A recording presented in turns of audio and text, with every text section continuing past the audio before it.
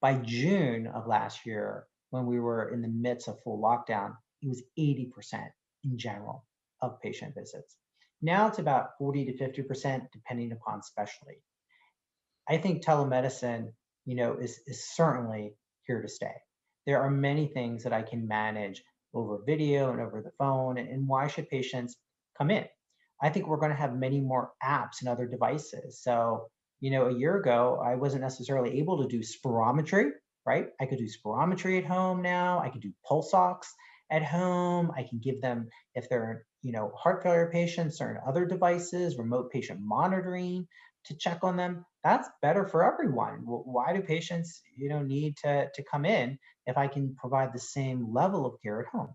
Now, in some, I can do cardiac rehab in many ways if they have the right devices, but there's still going to be needs for patients to come in. So I think it's going to be a balance. It's not going to be 80%. It's probably not going to be 50% in some specialties, but it's not going to be 2%. Will it be 20 to 30%? Will we figure out when is it most effective? Is it most effective for follow-up visits as opposed to initial visits?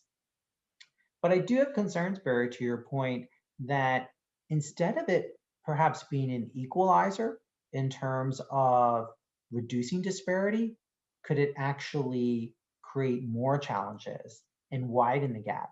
In some areas, what the number one telemedicine visit was around? Dermatology, right? So those are people in urban areas that had trouble getting appointments before, and telederm has skyrocketed. Whereas in many ways, should we be using telemedicine to help those in rural areas reach specialists that they otherwise would not have been able to get an appointment with? But then how do we make sure they have the right tools? They have, the adequate internet service. How do we make sure we train them? There's only so much you can do on a phone, to be honest, in terms of a telemedicine visit. You can do more on a desktop or a laptop, with a good camera. We've learned that with schools, those students that are trying to use a phone to get their education, there's lots of challenges.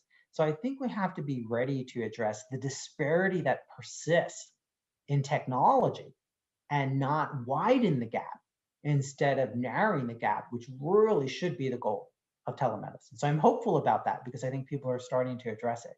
But we have to acknowledge that and not just leave it for those that already are well insured, already, utilizing lots of services, and this is just a way to make their life more convenient. There's a role for that, but even more important, to be able to address disparity and provide access to people that otherwise might not have been able to get it, particularly because of geography, but also because of income as well.